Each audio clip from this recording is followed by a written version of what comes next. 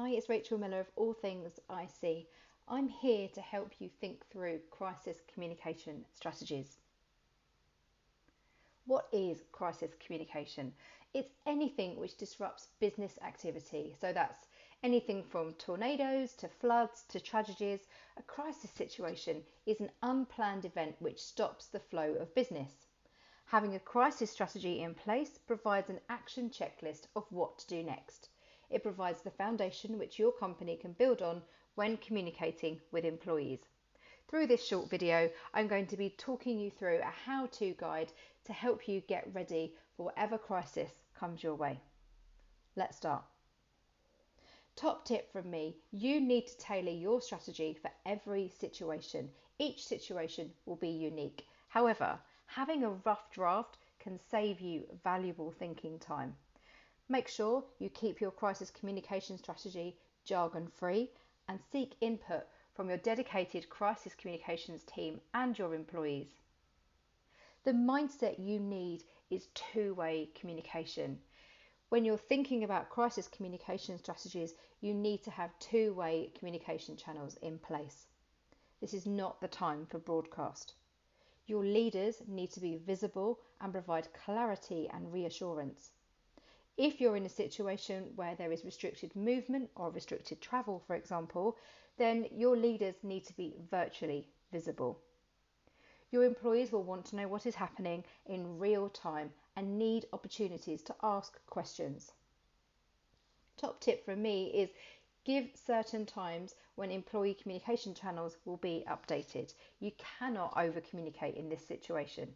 So the mindset from me is give certainty of communication even if you can't give certainty of content.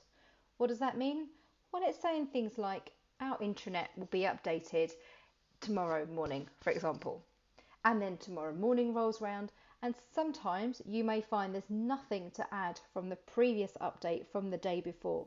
So this is where giving certainty of communication, even if you can't give certainty of content, comes in, because the content, it is totally okay to say there is nothing further to add. We will update you again this afternoon or tomorrow morning. Give times when people can expect information. Why is that important? Well, I find if you leave gaps, then people fill it themselves. They will have rumours, there will be things which aren't accurate because there's gaps in the information flow in the organisation. So to help avoid that, give certainty of communication so people know when they'll be updated, particularly your people managers. It's really important to prepare your team for a crisis, not only important for your company, but for testing the dynamics of your internal communication. As the saying goes, if you fail to prepare, prepare to fail. The most important steps you need to ensure, including knowing who's in the team, communicating who the nominated team is with your workforce, and most importantly, making sure the most suitable and easily accessible channels of communication to communicate your crisis response through internally and externally are known. So things to bear in mind are your objectives. What are you trying to achieve? Your messaging. What are you saying and who to? Access. If you have a crisis telephone hotline, for example, where your employees can dial in to hear the latest information, can it be updated remotely? Availability. Can you contact your emergency team 24/7? Channels. Could your channels sustain the crisis? Do you have a backup? Credibility. What are your approvals processes? Who are your spokespeople internally and externally? And then the team. Does your team include representatives across the whole company? Don't forget to communicate with your third parties too, your external contacts and third parties. This could be anybody from delivery drivers to catering staff to your cleaning team. Create a link for external professionals via your website, for example. Provide similar feed of responsive communication via a channel which is easily accessible and, more importantly, easily maintainable. So top tip from me, it may be worth having an external contact list for your contractors, freelancers and all third parties who can be contacted if a crisis will impact their association with your company. And again, don't forget to store all of this data securely and compliant with your local laws. The next thing to think about is announcing and promoting. So make sure your employees know which channels are dedicated for crisis communication. Show and remind them of these channels throughout the year. For example, you could regularly publicise the number of an employee information hotline. You can use an informative business card, for example, a page in the employee handbook, and some people even use the back of their staff passes. Top tip from me is induction sessions are the perfect time to introduce your crisis communication strategies, including nominated contacts and channels. So when employees enter the organisation, they join you, they understand the process for crisis communication. It's really important that you keep your dedicated crisis communications team updated. If rotation changes, so for example, if you have a nominated lead, the whole team need to be informed, and so do your stakeholders.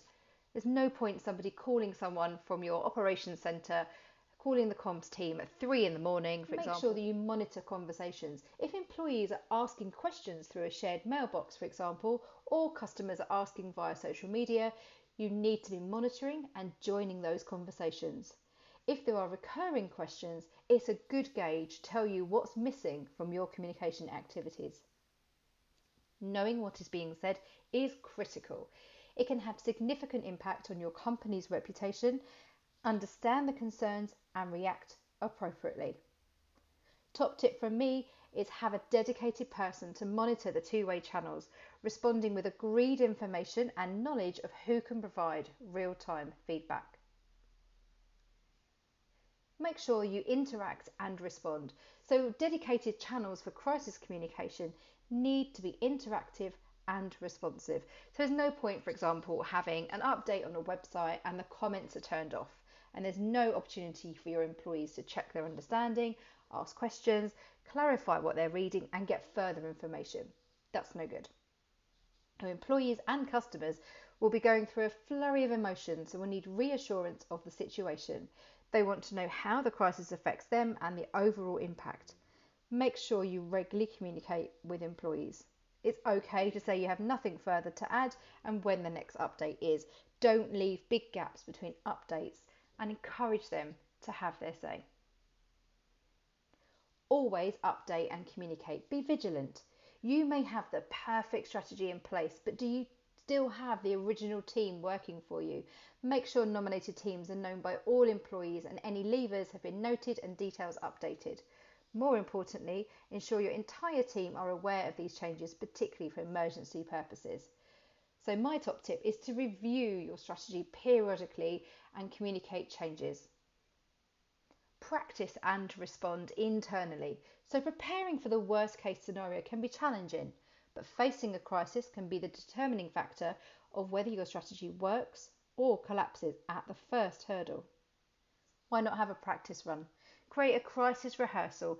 You can do this as a planned exercise or spring it on the on-call team, but make sure you tell them it's a trial run as soon as you get through to them.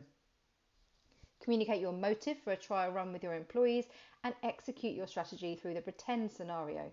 This will give you an understanding of how it works when put into motion and will identify areas for improvement. So top tip from me is rehearsals and fake crisis scenarios allow your executives to play different roles. This helps them see the crisis from other perspectives, which you often can't do when you're in a real life situation. You can also practice and respond externally. So implementing your crisis strategy is a great way of working out how effective your comms channels are and if your business can function if office access is limited, for example. But how do you know the strategy will work externally? Try a practice run with a selection of your clients or associates who are trusted with the given information. Construct a crisis scenario, use the appointed communication channels, and interact and respond with your selective audience. You'll then know if your channels can handle the crisis externally. Let's think about PR nomination.